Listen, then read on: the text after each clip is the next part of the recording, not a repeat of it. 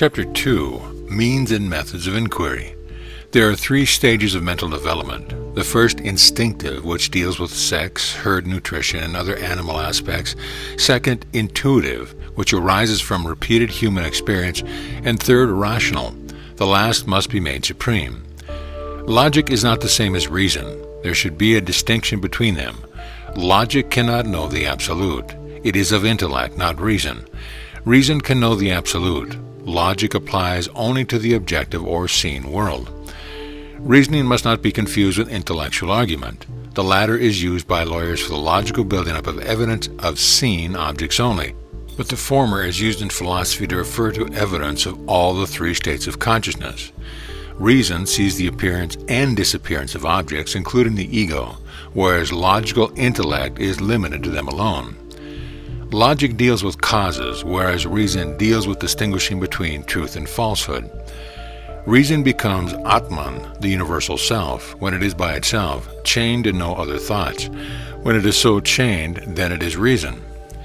It is by the process of negation and affirmation that Brahman becomes a subject of reasoning. It is by reasoning that the identity of the jiva, the individual self, and Brahman is established. A direct knowledge of Brahman can never arise through any mystic initiation. Yoga has no place in it. It can arise only through reasoning. Want of faith is the obstacle to religion. Want of inquiry is the obstacle to philosophy. The 2 main features of science in which Vedanta is interested are generalization and verification. We should start with science to understand the world, but we must finish with philosophy, for the full explanation is essentially philosophical. If science pursues its researches and does not stop, if it seeks constantly also to ascertain truth, it will be led into philosophy, because there is nowhere else for it to go. Modern science is the starting point of philosophy. Science, however, deals only with one side, whereas philosophy deals with all, inside and outside, the knower and the known. For it is the knowledge of the whole of existence, that all is the universal self. Modern science leads in the end to the discovery that the world is mind and that causality is non-existent. Precisely the same discovery was made by Gaudapada and Shankara. How? They had the spirit of science, the desire for ascertained facts, and being intellectuals of the highest order, saw the truth. We must get at the truth without imagination. All the philosophies of the world are based on imagination, hence they contradict each other. 1,000 persons imagine in 1,000 different ways. Each one believes that what he imagines is true. But where's the proof? People do not get truth because they are attached to their particular and peculiar ideas. Attachment is the root of all evil. Truth should not only be known, but it should be proved and verified. Advaita does not prove that there is one. It proves that there is no second thing. This is the great difference between ours and other philosophies, no matter how similar their tenets may seem. Our method is the way of verification for every tenet. We want proof, not poetry. We do not care for either intuition or imagination, which is disastrous.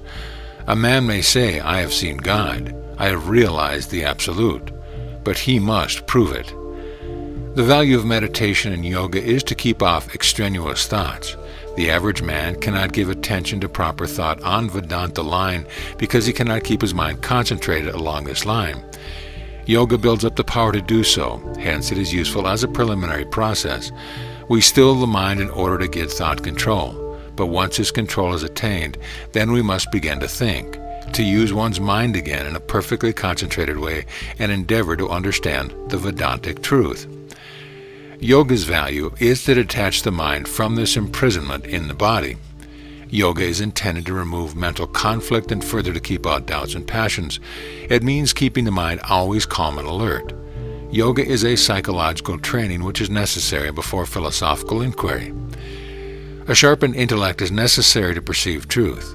Those who lack mental acuteness will not be able to grasp the meaning of the relativity of the 3 states.